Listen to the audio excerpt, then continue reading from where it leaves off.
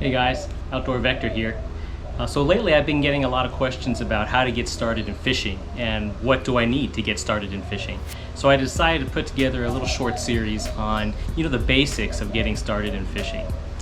Probably my number one piece of advice in starting in fishing is find someone or a friend that you know fishes. It's a lot easier to kind of learn how to do things, learn what kind of equipment you need by just going fishing with them. And usually, most people who go fishing, they're really friendly people and they don't mind sharing at all because you know what? At some point, everyone had to start somewhere and learn how to fish. So that's my number one piece of advice. But if you're getting started and you just want to go give it a try yourself, I wanted to put together a short video here to talk about a shopping list that you would want to go and get some basic equipment so that you can get started. I know that when you enter into any of these sporting goods stores or to Walmart and you go to the fishing area, there's a ton of stuff there. I mean, you can walk up and down these aisles and there's all sorts of hooks, all sorts of weights, all sorts of what they call terminal tackle, all sorts of baits and lures, and it can all be a little mind-boggling. So to get started, I suggest just keep it simple. I'm gonna show you kind of the basic things you need to rig up to just do some starting fishing, whether that be with some simple bait fishing with worms or minnows, or whether we're gonna be using soft plastic worms. Both of these methods of fishing will catch you fish. Especially when you're starting out fishing, it's nice to use some live bait like worms, just because you can easily catch some sunfish and kind of build up your confidence, get the feel of how you can tell a fish is on the line, and you can kind of develop those little things before you get into more advanced methods of fishing. So where do we start? Let's start with just your basic rod and reel. What should you get? Even if you just go to look in that section of the sporting goods store, you'll see there's a ton of different types of reels and rods. Basically, there'll be three different types of reels that are there. One is called a spinning reel, another one is called a spin cast reel, and another one is called a bait casting reel.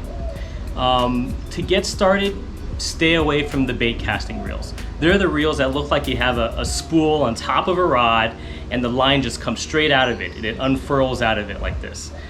Stay away from those. Those are a little more advanced. You'll have to have better skill at casting and knowing how to control your line when it's coming out of the reel. Otherwise, it'll get all what they call tangled up or backlash on you.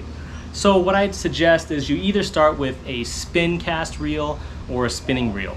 And for simplicity's sake, I would say start with a spinning reel. So let me show you those two types of reels.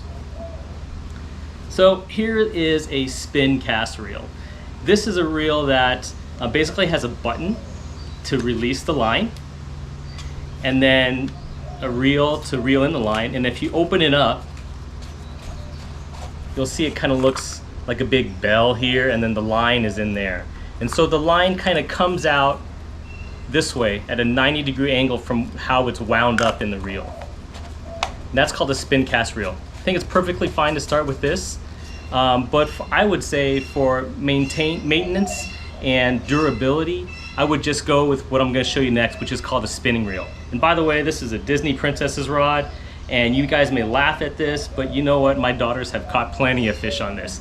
So if you've got one of these in the garage that you bought for the kids sometime, hey, it works. Don't discount it, it works.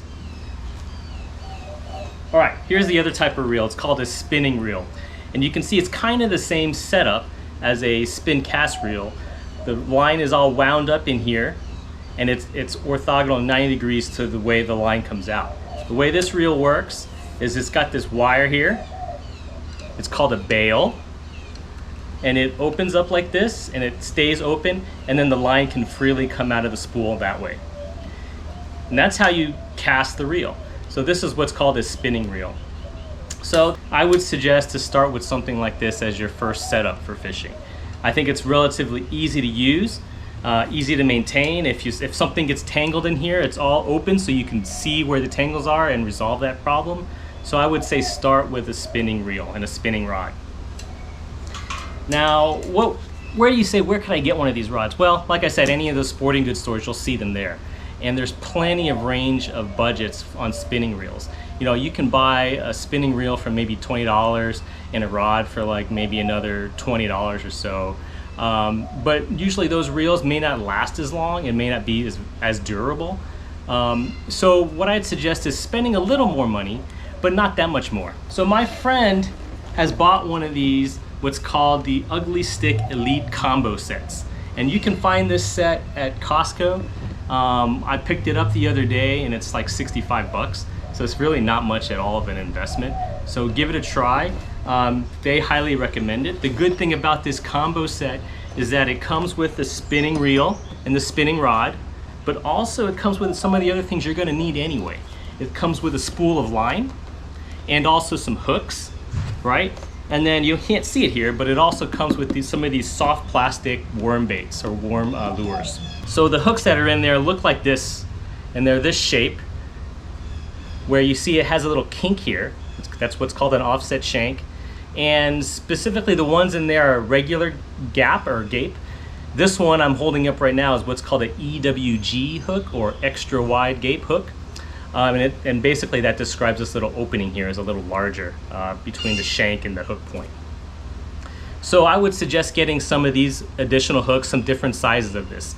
The one that comes in that set is a 4/0 size hook. I would suggest anything from a 1, 2, 3, or 4/0 hook would be fine for you to start with. You can go larger if you want. Just a lot of times there may be combo sets of hooks, so you can get that as well. But there are many different types of hooks to choose from. Here's another offset shank hook. You can see this one has got that offset shank, but is actually straight, and it's not this extra wide gape here. You'll also see other type hooks. A bait style hook. This is a plain shank bait style hook, right? And this is another bait holder type hook. This one you can see has 2 little barbs here. Those barbs they basically help hold your bait onto this hook. So I would suggest getting some of these offset shank hooks for those plastic worms that you're going to use, and also some of these bait holder hooks. For bait holder hooks, I would say get sizes anywhere from size 2 to size 10. It's a little confusing on the sizing of hooks that you might find, is you'll find 2 different methods or scales for sizing hooks.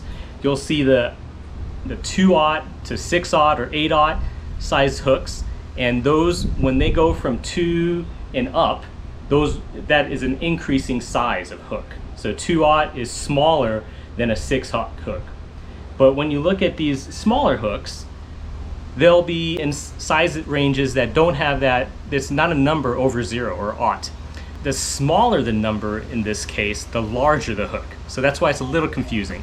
When you're not on that 0 scale, the smaller the number is, then it's the larger the hook. So I would say for bait holder hooks that are numbered just size 2 through 10, I would say get something, you can get up to a 2, just that's a little big, but I would suggest getting some smaller hooks too. Maybe around size 6, 8, or 10 if you can find it. 10 may be kind of hard to find. But get some of those smaller bait holder hooks, because on those smaller hooks, you'll be able to catch, obviously, some smaller fish with worms and stuff. And even if you can't catch those big fish when you're starting out fishing, catching those small fish can be quite fun as well. And also, like I said, when you first start catching fish, you'll develop that feeling about what it feels like when the fish is actually on the line, so that you can reel it in. Then also some additional things you'll need, I think that will be very useful for you, are some weights. And so this is one type of weight. This is called a split shot. And this one is what's called a removable split shot. You can see here on the split shot, it has 2 little wings on the back of it. Those wings are basically so that you can pinch the other side of the split shot and it'll open the mouth here. And that way you can take the split shot and put it on the line as you will. You clamp it down on this side to put it on the line, and then you push down on these wings to reopen it up, and so you can take it on and off the line. Besides those removable split shot weights, also pick up some of these what's called bullet style weights. They basically look like little bullets, right? They're like kind of in this pyramid triangular shape, right? And you can see there's got a little hole here. That hole is basically you run the line through this bullet weight on top of your hook. I pick up is some way to cut the line. So what I have here are some nippers. Basically these nippers just cut the line. You'll need, maybe you just bring some small scissors, that works too. And you'll also want some kind of pliers, or these are actually called forceps. You can find these at hardware stores or also in the fishing aisle too. You can actually use just a regular long needle nose pliers that actually have the cutters at the base of the blades of the pliers. So that works just as well too, and you can find that at any hardware store.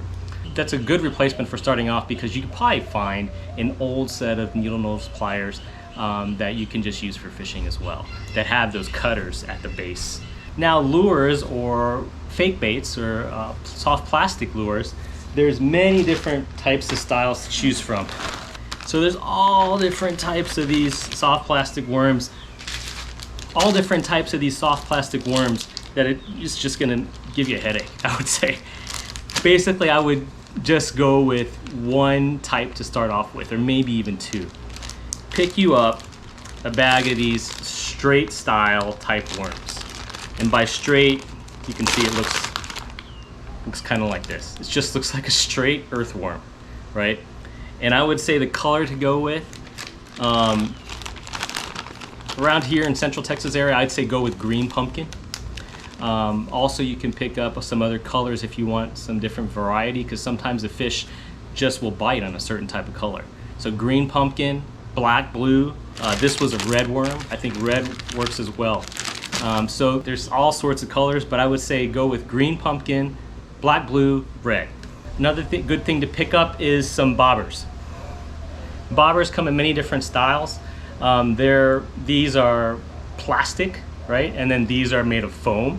But these primarily you're going to use when you're trying to fish with live bait, whether that be worms or minnows. A pretty common question that I've got from people who are starting off fishing is, where do I find worms? Well, probably the easiest thing's in your backyard.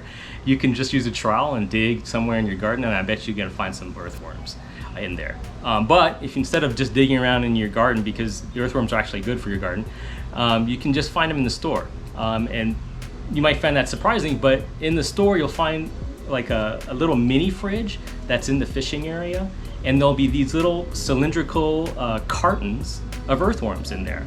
And you may see the naming on there is actually Nightcrawlers, but they're earthworms. You may find different types, so you can experiment with different types. Sometimes they have Nightcrawlers that are actually pigmented with different colors, but you know, to keep it simple, I would just stay with the regular Nightcrawlers. Okay, and one last thing you're gonna need. We talked about all these different components and tackle that you're gonna need: hooks, weights, bobbers, forceps, cutters, right, and line. The last thing you'll need is some kind of box to hold it in. And I recommend getting one of these types of flat style boxes. This one's made by Plano, but you can find them made by other companies as well. So basically what this box is, it's a little plastic box. It's thin, it's small. This size that I'm holding here is what's called the 3600 size. And basically you see it's holding a lot of stuff here. Whenever I go fishing, I can easily take this box with me. And the good thing about this style of boxes is modular, right? You can have this box, you can have another box, and then you can switch it out and say, I'm only gonna need this box, so I'm only gonna bring this one with me fishing, and I don't need this other box that has all these other things in it. The other good thing is this box is small enough that it'll just fit in any style bag. So basically, a lot of times when I go fishing, I just take this drawstring bag with me, a simple drawstring bag, and stick this plastic box in it. So you can just, whatever bag you have sitting around the house is fine. But I would suggest getting one of these style of boxes to organize all your tackle. So if you like something in this video, be sure to click that thumbs up button and like the video. Make sure you also subscribe, and you'll get notified of upcoming videos that appear in this series. But like I said, there's many different types and ways of fishing. You can just see it by how much gear is out there. Maybe you have some special way that you know absolutely works. Go ahead and share those ideas down in the comments below. That's about it. Until next time, have a great time outdoors.